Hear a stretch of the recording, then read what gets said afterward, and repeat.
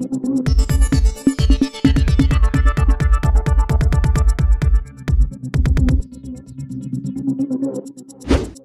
News Maharashtra बातमीचे वास्तववादी विश्लेषण।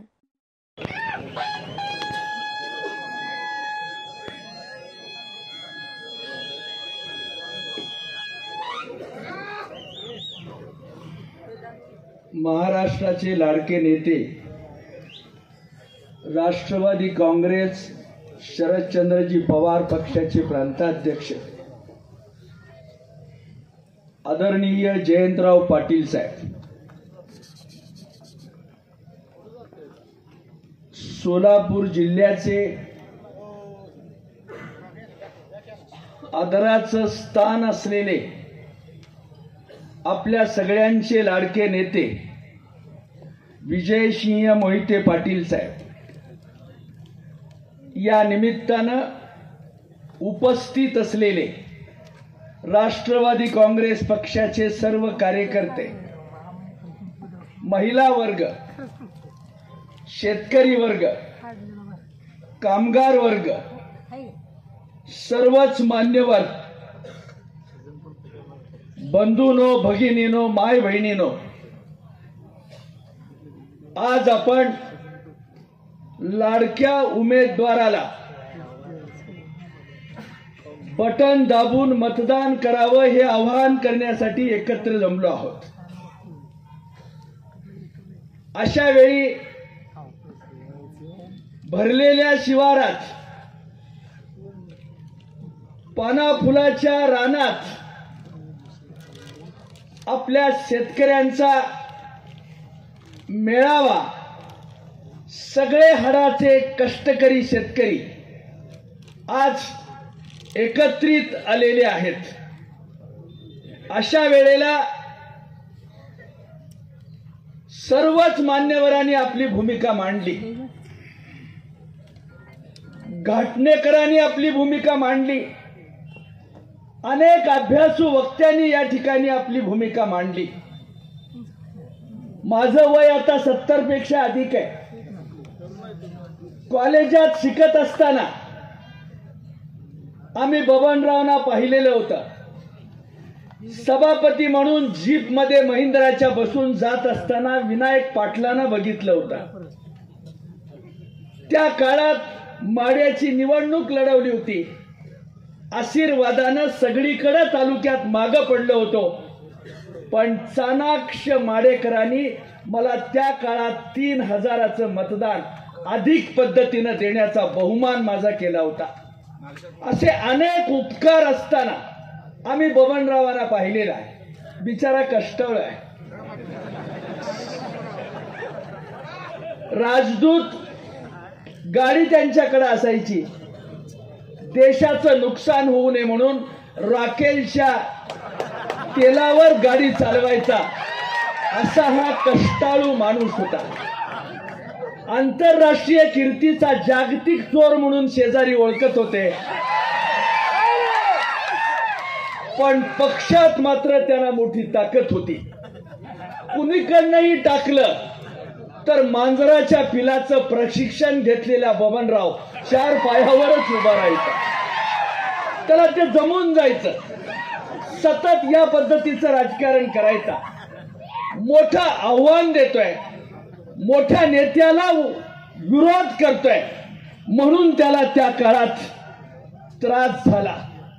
मित्रांनो, पाया पडून कळकळीची विनंती करतो, अभिजित आबांना आपण सगळ्यांनी त्यांच्या नावासमोर बटन दाबून मतदान करावं ही अपेक्षा आपल्या समोर व्यक्त करण्यासाठी उभा राहिलोय।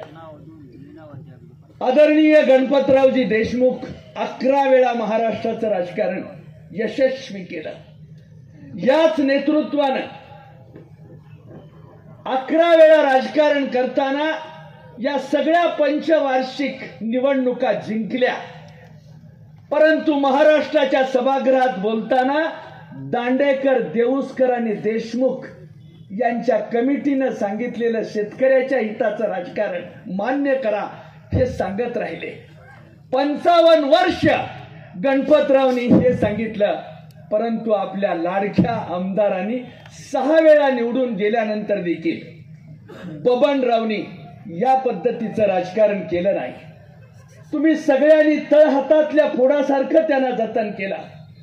सरीचा उभा राहिलेला ऊस जावा म्हणून तुम्ही त्याला ताकद दिली.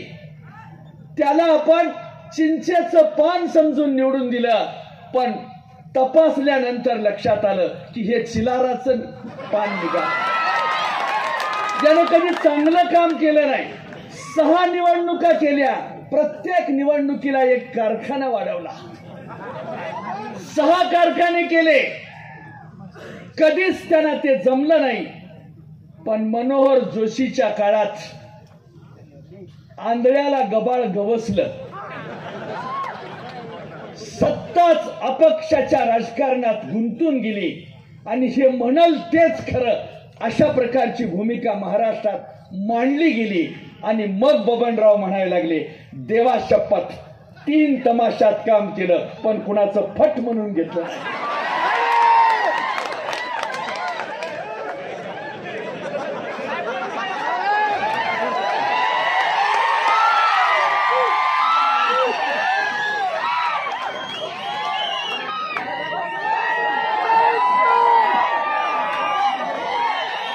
बबनराव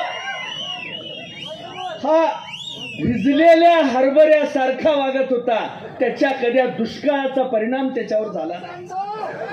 आणि अशा परिस्थितीत वाटेल ती पाप केली.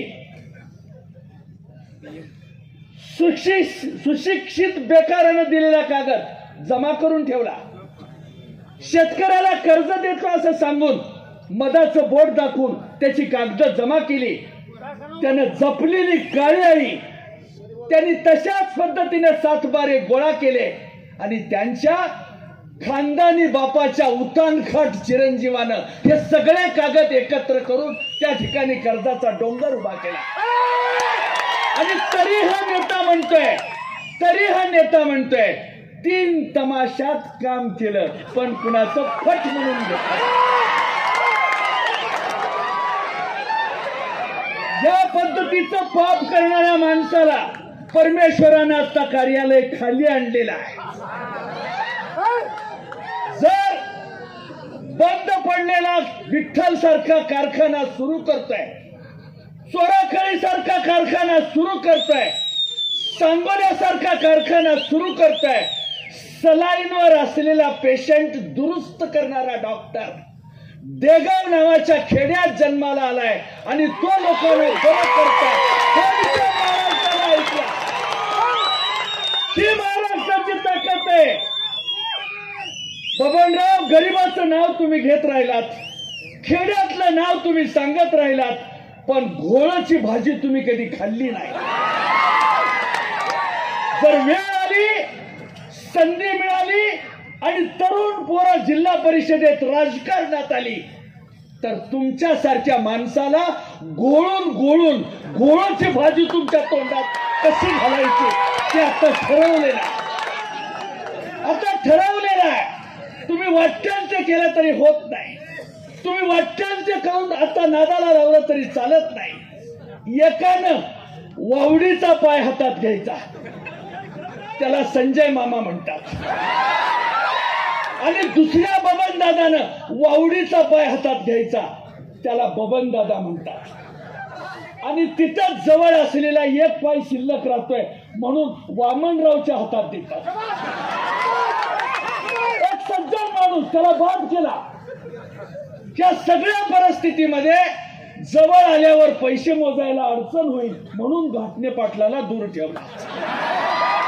ह्या सगळ्या परिस्थितीत या 3 दांडक्यानं त्यांनी करड्याची रास केलेली आहे. मानाजवळ चावलेलं कूस बाजूला ठेवलेलं आहे आणि वाटेल तशा पद्धतीनं गरिबांच्या रक्तावर रंगपंचमी साजरी करणारा हरामखोराचा बादशाह बबन शिंदे याला बाजूला करा.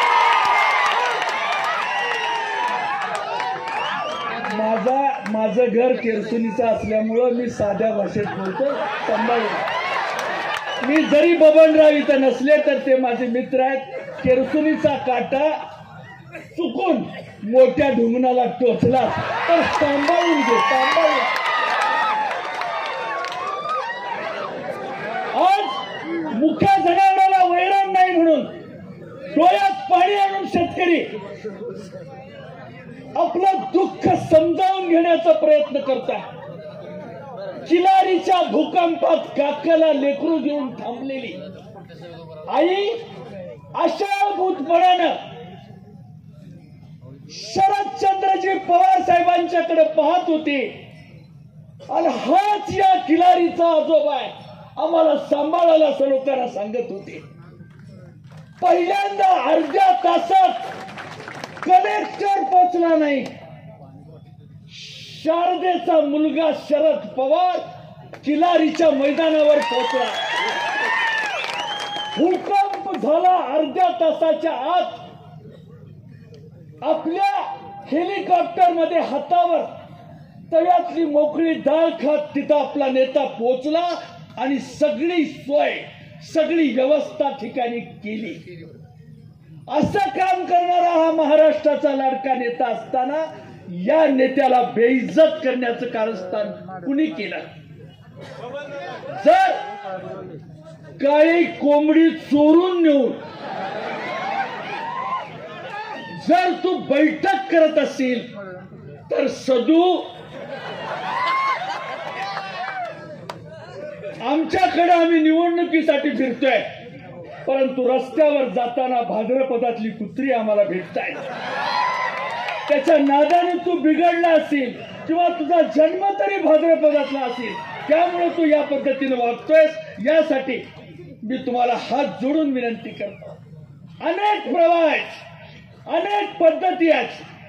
अशा परिस्थितीत स्वामीनिष्ठेचं राजकारण करीत अत्यंत सावधपणाने या सगळ्याला तोंड देत महाराष्ट्राचा सात्विक नेता, शेतकरी दिंडीत सामील होऊन शेतकऱ्यांची प्रश्न मांडणारा राजाराम बापूचा सुपुत्र यांच्या हातात आता सूत्र आलेली आहेत. एक उत्तम असं काम करणारा नेता आपल्या समोर आलेला आहे आणि स्वामीनिष्ठेचं राजकारण करताना पवार साहेबांना सगळ्या पद्धतीची साथ देण्याचं काम आमच्या नेतृत्वाने केलेलं आहे. आमच्या जयंतराव पाटील साहेबांनी केलेला आहे. महाराष्ट्राच्या विधानसभेमध्ये 6 फूट उंचीचा तरुण पोरगा उभा राहिला आणि या सगळ्याला तोंड देत राहिला तर इंग्रजीतून, हिंदीतून, मराठीतून कुणाला कोणतं औषध पाहिजे ते देत सगळ्याची तोंड बंद करणारा एकमेव महाराष्ट्राच्या काँग्रेसचा, आपल्या राष्ट्रवादी काँग्रेसचा नेता उभा राहिला की यांची तोंड बंद व्हायची. एवढं चातुर्य या नेतृत्वाकडे आहे. आपण सगळेजण मिळून साथ देऊया. नियोजन असलेला नेता आपण सगळ्यांनी मिळून महाराष्ट्राच्या राजकारणात एकरूप होऊया. सर्वच माणसांना संधी देणारं राजकारण या निमित्तानं आपण करूया. अशा परिस्थितीत मोहनराव पाटलांच्या सावलीत देगावच्या मातीत तयार झालेलं पोरग जर महाराष्ट्राच्या राजकारणामध्ये काम करत असेल तर आपण सगळ्यांनी त्यांना साथ दिली पाहिजे अशी माझी अपेक्षा.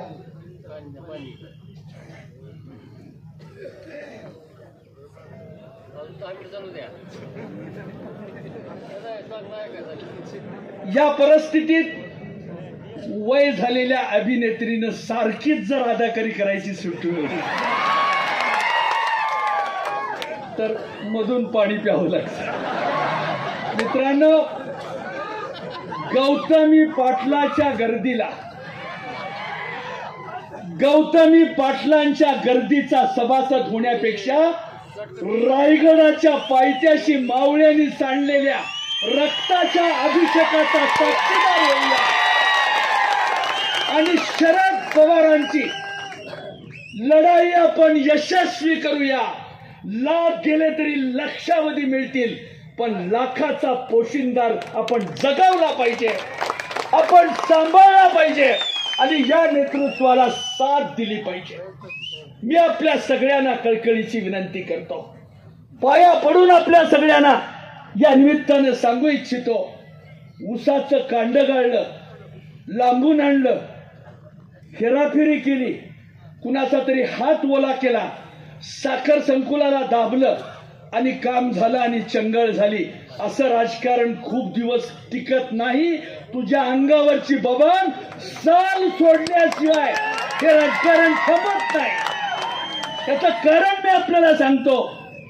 आज आपण सगळ्यांनी एकत्र येऊन आपल्या ऊसाला नीट भाव मिळाला पाहिजे असं नुसतं आपण बोलत राहिलो. मोहनरावाचा पुतण्या नुसता बोलत राहिला नाही.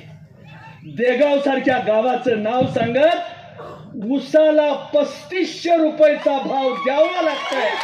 ही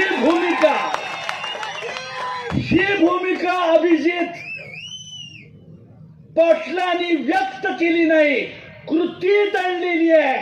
औदुंबर पाटलांची हिंमत बांधून नवं राजकारण राज्याच्या समोर ठेवलेलं आहे. हा त्याचा आदर्श आहे. ही त्याची नीती तत्व आहेत. देतो म्हणला आणि आणतो म्हणलाय. देणं ना घेणं आणि कंदील लावून येणं ही नीती त्यांनी कधी पाळली नाही. हे राजकारण त्यांनी आयुष्यात कधी केलं नाही. यासाठी मी आपल्याला विनंती करतो, काळ्या कोंबडीच्या चोरानं कशी बोंब मारायची आहे तशी मारू द्या. त्याला काय म्हणायचं आहे ते म्हणू द्या. पण आपल्या गावाकडे जर आला तर घाटणे पाटील त्याला काही करायची गरज नाही. एक 4-5 इंचू गोळा करून मानाच्या बाजूला मागच्या अंगीत जर सोडले तर त्याची वाढलेली दाढी कशी कमी करायची ते इंचू बरोबर ठरवतील. कबीरांनी सांगून ठेवलं याच्याबद्दल, या कोंबडी चोराबद्दल कबीर काय म्हणतायत, गले में कफनी सिर पर टोपी कहता है मैं सिद्धा सिद्धन की तो बात न जाने बालपनों का गद्दा. त्यावेळेला म्हणून ठेवलंय, कहत कबीरा सुनवै साधू ये पद है निर्वाणी, ये पद की कोई करेगा निंदा उसको नरक निशानी. बाळा, यापेक्षा अधिक बोलून लोकांचा वेळ घेऊ इच्छित नाही. पण सदा लाजेलाही लाज वाटावी, नरकानेही आपल्या नखाला पदर लावावा. इतकं पाप तू याच्यामध्ये केलेलं आहे, तुला देव देखील माफ करणार नाही. म्हणून मित्रांनो, एका मताच्या शिक्क्यात आपण त्याला सांगूया, काय बाईच्या, ज्या माणसाला बाई मधली आई कळली तो जिजाऊचा शिवबा झाला.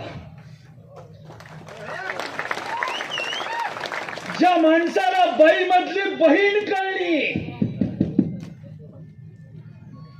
ज्या माणसाला बाई मधली बहीण कळली तो मुक्ताईचा ज्ञानदेव झाला. ज्याला बाई मधली प्रेयसी कळली,